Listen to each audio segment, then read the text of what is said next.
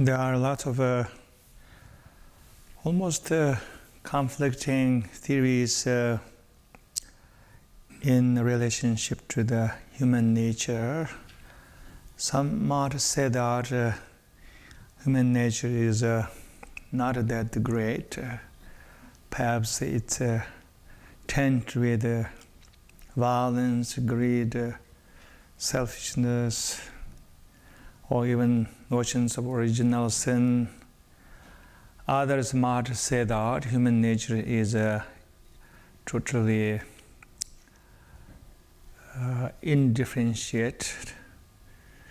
It can go in right, or it can also go wrong. It all depends on the individual. But then there is this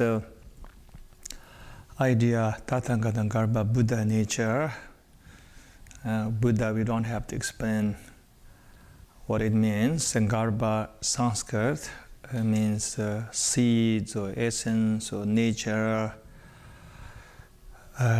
This is perhaps one of the most important notion in the Mahayana tradition. It really defines what Mahayana is.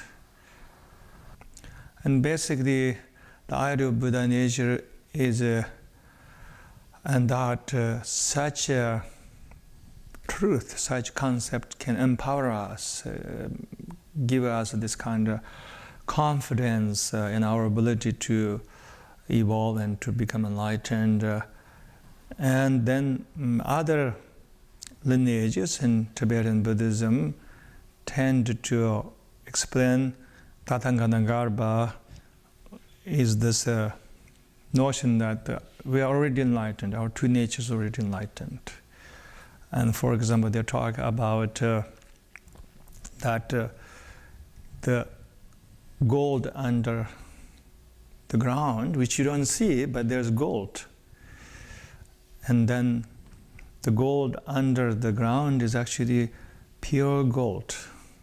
You don't have to do anything to make it more gold, because it is already gold, except it doesn't shine out because it's buried under the ground. So anyway, Uttara Tantra gave all these really wonderful analogies, asserting that we are already Buddhas.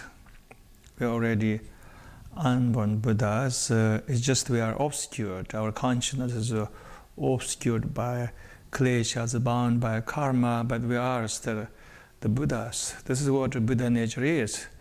So anyway, regardless we say that we are already Buddha or we are not Buddha, but we have this divine potential of becoming Buddha, we need to go through a whole process of transforming our consciousness and purifying our inner obscurations in order to be free, in order to actualize inner liberation. Then your karma and your kleshas have to be exhausted, they have to be purified.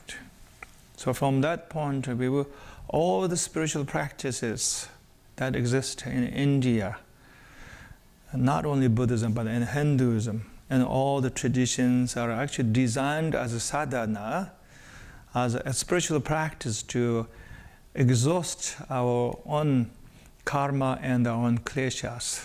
So we are going to talk about what karma is, what klesha is, even though we throw this concepts quite often. Karma, you'll find people are using this term karma all the time, and yet karma is a concept that is very specific according to those ancient scriptures. But the karma and klesha are the primal movers or the main factors that created our sense of who we are, our own reality, the suffering that we also go through in this life. So anyway, the whole spiritual practice is about to purify our own karma and our own kleshas. And then we eventually become awakened, or we began to transform.